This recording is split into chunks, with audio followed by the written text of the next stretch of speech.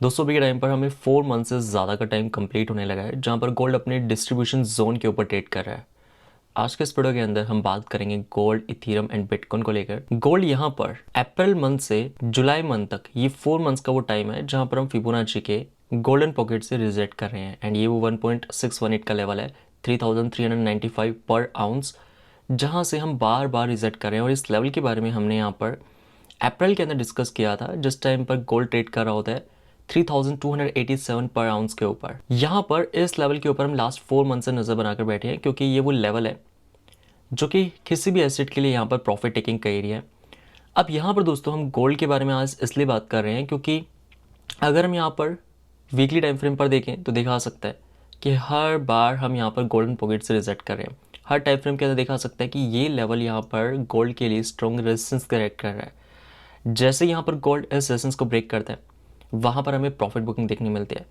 तो simple words में कहा जाए तो अभी के लिए यहाँ पर लास्ट 4 मंथ से गोल्ड के लिए ये वो डिस्ट्रीब्यूशन एरिया है जहाँ पर मार्केट के अंदर प्रॉफिट बुक किया जा रहा है। एंड अगर हम गोल्ड के ETF को देखें तो यहाँ पर हमें पता लगता है कि अभी के टाइम पर गोल्ड का ETF डिस्काउंट के ऊपर ट्रेड कर रहा है, नेगेटिव के अंदर ट्रेड कर रहा है। जब भी किसी एसेट की मार्केट के अंदर डिमांड है, इन्वेस्टर्स उसमें इन्वेस्ट करना चाहते हैं, तो वो एसेट यहाँ पर प्रीमियम के अंदर ट्रेड कर रहा होता है। उसके लिए इन्वेस्टर्स ज़्यादा पे करने के लिए तैयार रहते हैं।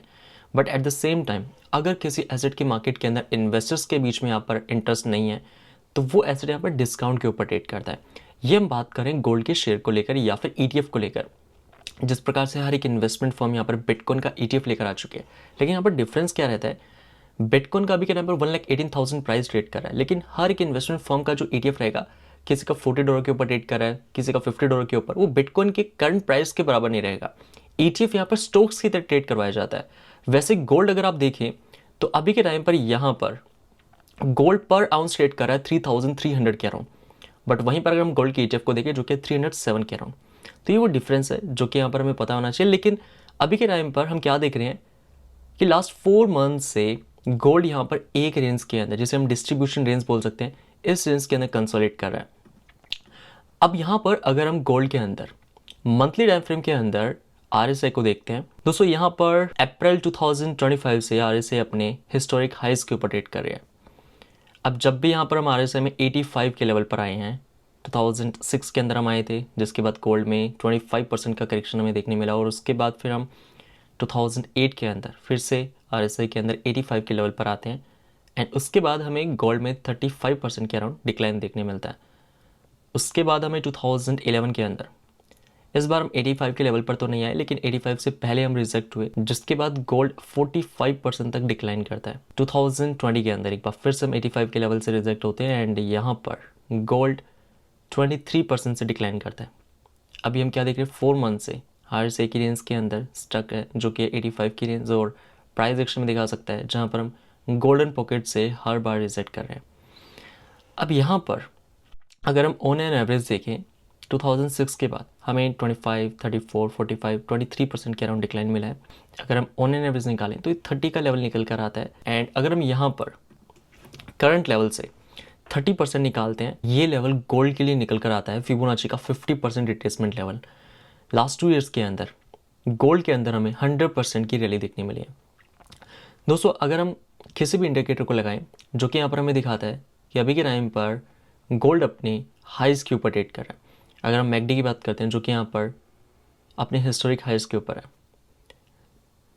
गोल्ड की हिस्ट्री में फर्स्ट टाइम ऐसा हुआ जहाँ पर मैकडी इस लेवल के ऊपर आया है जहाँ पर अभी के टाइम पर मैकडी ट्रेड कर रहा है। तो यहाँ पर हमें केयरफुल रहना है।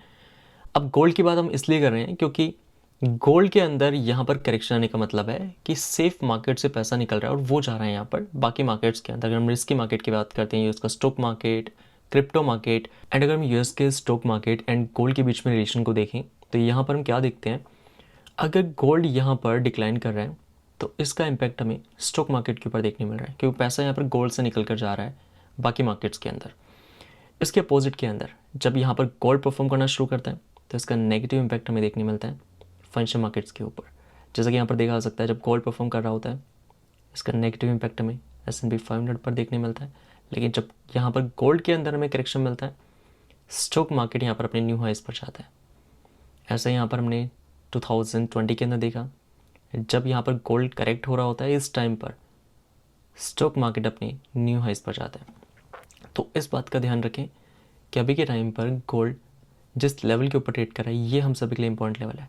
मार्केट के अंदर इन 4 मंथ्स के अंदर में बैक टू बैक वॉर की न्यूज़ भी देखने मिली है, लेकिन वॉर की न्यूज़ आने के बावजूद भी यहाँ पर गोल्ड अपने स्ट्रॉन्ग गोल्डन पॉकेट को अपसेट की तरफ ब्रेक नहीं कर पा रहा है। हर बार हमें इस लेवल से रिजेक्शन देखने मिल रहा है। तो गोल्ड के ऊपर अभी के टाइम पर अपनी नसब बनाकर रखें। बाकी चार्ट्स के अपडेट हम आपके साथ टेलीग्राम चैनल के ऊपर शेयर करते रहेंगे। एंड जहाँ तक बात है बिटकॉइन डोमिनेंस को लेकर, बिटकॉइन डोमिनेंस के ऊपर अभी से 9 डेज़ पहले हमने वीडियो किया था जिसका लिंक आपको डिस्क्रिप्शन में मिल जाएगा। यहाँ पर हम बात कर रहे थे क्यों ये महीना या फिर इस महीने की जो क्लोजिंग है वो बिटकॉइन डोमिनेंस के लिए इंपॉर्टेंट रहेगी। अगर हम अभी के टाइम पर देखते हैं जहाँ पर मंथली टाइम फ्रेम के अंदर बिटकॉइन डोमिनेंस का मोमेंटम जिस रेजिस्टेंस से हम बार बार रिजेक्ट कर रहे थे, इस सपोर्ट ट्रेंड लाइन को हमने यहाँ पर रिटेस्ट किया था नवंबर के अंदर। एंड ये वो बुलिश रिटेस्ट था जो पहले यहाँ पर प्राइस के लिए रेजिस्टेंस क्रिएट कर रहा था, वो बाद में प्राइस के लिए सपोर्ट क्रिएट करता है। तो जब यहाँ पर हम रीटेस्ट करते हैं सपोर्ट को, उसके बाद हमें नवंबर 2024 के बाद बिटकॉइन डोमिनेंस में अप ट्रेंड देखने मिला। लेकिन अभी के टाइम पर हम क्या देख रहे हैं कि RSI अपने इस सपोर्ट ट्रेंड को नीचे की तरफ हमें ब्रेक करते हुए नजर आ रही है। हमारे लिए जो इंपॉर्टेंट लेवल था वो था 60 के अराउंड। अभी के टाइम पर मंथली RSI ट्रेड करे 58 के अराउंड। अब यहाँ पर हम सभी के पास नेक्स्ट 3 डेज़ का टाइम है और इस महीने की मंथली क्लोजिंग अगर हमें 60 के लेवल के नीचे मिल जाती है, देन हम कह सकते हैं कि यहाँ पर लास्ट 2 ईयर्स का जो सपोर्ट ट्रेंड लाइन था, इसको यहाँ पर हमें प्राइस एक्शन नीचे की तरफ ब्रेक करते हुए नजर आ सकता है।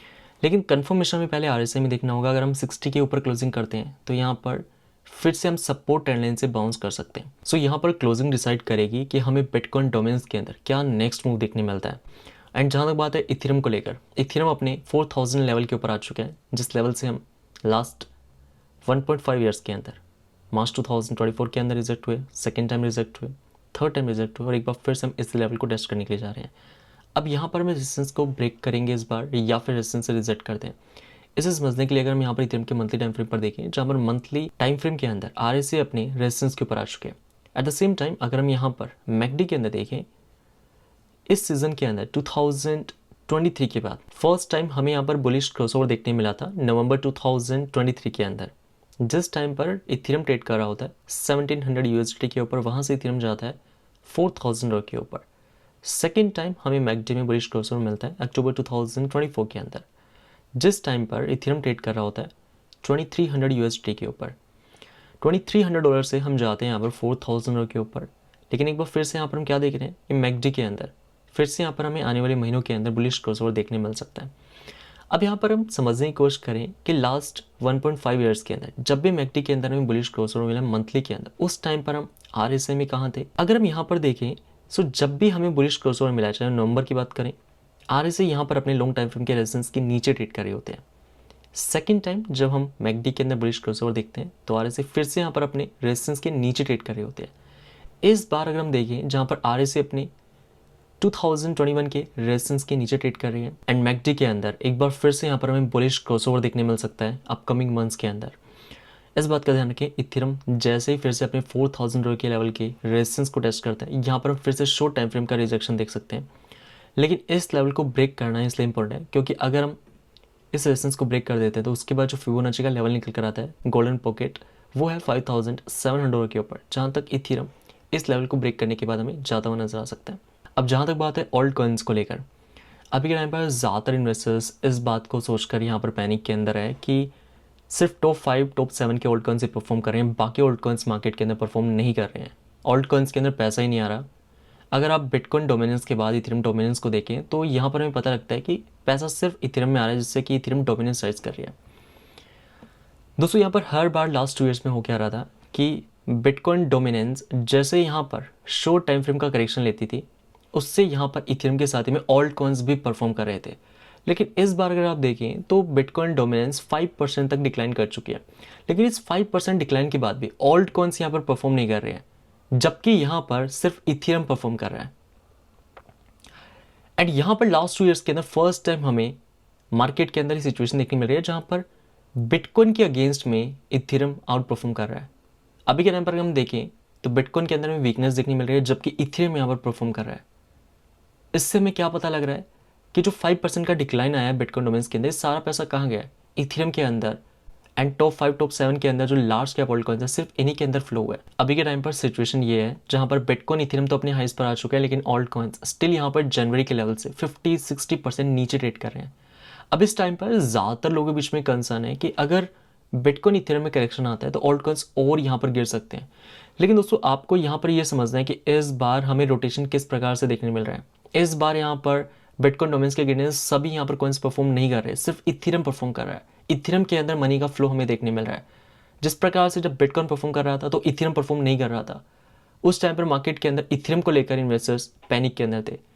लेकिन जब यहाँ पर बिटकॉइन की पंपिंग के बाद बिटकॉइन स्टेबल हुआ तो हमें रोटेशन इथेरियम के अंदर देखने मिला। उसी प्रकार से अभी इथेरियम परफॉर्म कर रहा है। जिस भी टाइम पर इथेरियम यहाँ पर स्टेबल होता है तो यहाँ पर हमें रोटेशन इथेरियम से ऑल्ट कॉइन्स की तरफ फ्लो करता हुआ नजर आ सकता है। एंड गाइस इस बात का हमेशा ध्यान रखो, मार्केट कभी नहीं चाहेगा कि आप मार्केट के अंदर पैसा बनाएं।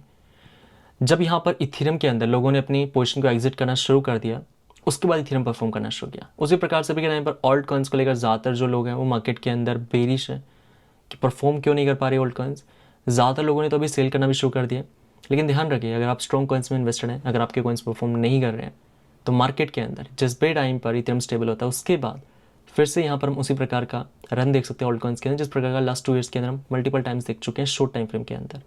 बाकी आपका क्या ओपिनियन है कमेंट करके जरूर बताएं। एंड अगर आपको इस वीडियो से ज़्यादा से भी इन्फॉर्मेशन मिले लाइक कमेंट दबाना मत भूलें। बाकी मिलते हैं दोस्तों फिर नेक्स्ट वीडियो के अंदर, तब तक के लिए जय हिंद, वंदे मातरम।